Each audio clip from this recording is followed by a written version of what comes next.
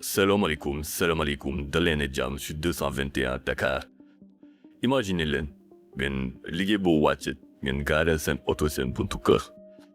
Ngeen dugg nelaw ba suba yow à votre grande surprise seen vitre oto dañu ko tëj daal di jël lépp loo xamante ne dafa nekk si biir. Lii nag dafa nekk benn mbir moo xamante ne de plus en plus ñoo ngi koy observer si suñu réew. mu doon nag affaire bu doy waar te métti. du passé semaine ñu signalé ñu mbir moo mel nii te lii dafa nekk benn double peine de un sa oto vandalisé nañ ko te obligé nga fay xaalis pour ñu réparer sa vitre beneen bi si topp mooy lépp loo xamante ne mooy objet de valeur bi nekk si biir duñ koy jël te sàcc yi amaale dinañ jël sax ba jël loo xamante ne amul leen njëriñ comme lu mel ni ay documents dafa am koo xamante ne lu mel ni moo ko dal ginnaaw bu mu defee constat que vitre otom dañ ko vandaliser jël bagages yi nekk si biir dafa dem xool lii di caméra de surveillance mu gis gars yi nañu procédé ci lu gën a yéeme mu di gars yi hésité dafa am kenn koo xamante ne moo doon observé di xool aller venir am kenn koo xamante ne moo doon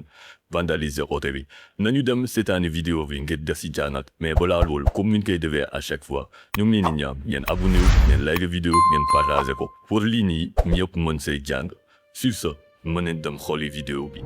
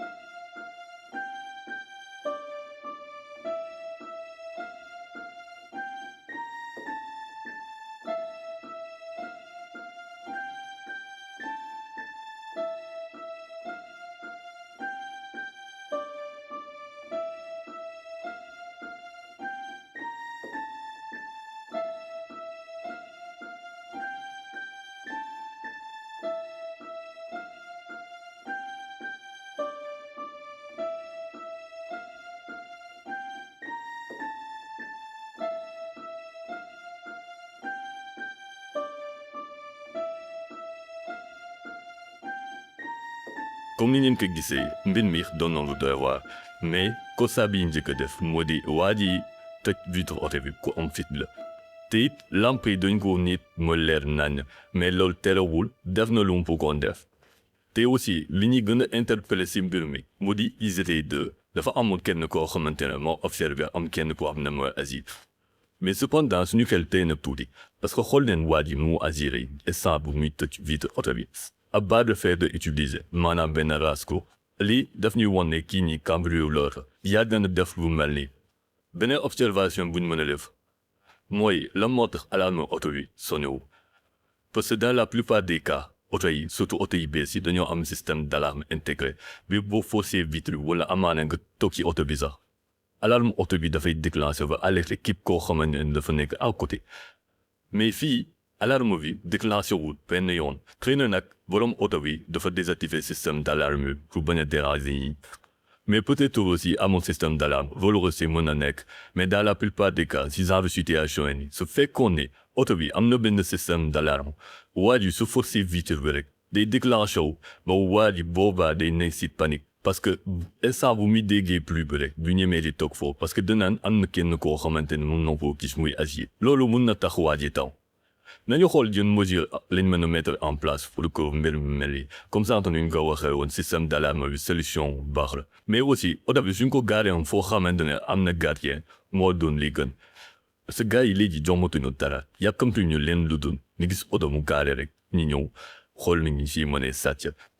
fii nii gis nañ ne waa ji vitre oto bi rek pour mën a dugg si vitre mais am na gars yi benn technique bu ñuy utiliser boobu noonu sax mooy boo xamante ne la plupart la ñuy gis bi moom c'est très occasionnellement lañ koy faral di gis mais lii rek dafa indi wane ne phénomène bi nekkul loo xamante ne c'est un phénomène isolé de plus en plus ñu ngi koy gis te mooy impacté nit ñi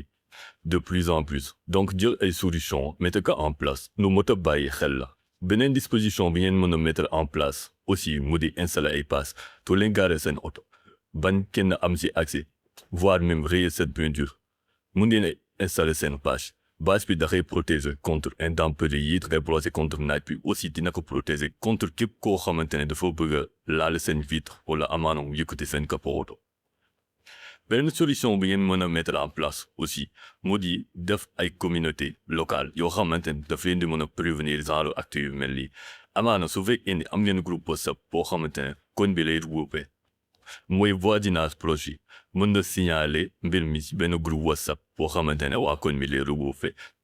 loolu dina leen permettre ngeen mën a intervenir rapidement su fekkee ne ñoo gis benn comportement wu suspect seen boolu oto.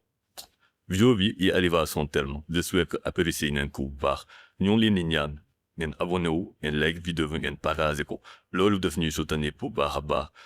te it su fekkee ne da ngeen amee vidéo wala ay témoignages yoo leen bëgg envoyer pour ñu partager leen ko mun ngeen ñu koy envoyer directement à partir de notre adresse sur Facebook di ngeen am lien bi en commentaire si ce nuyu wante beneen suñ benn jàngat ci 221 Dakar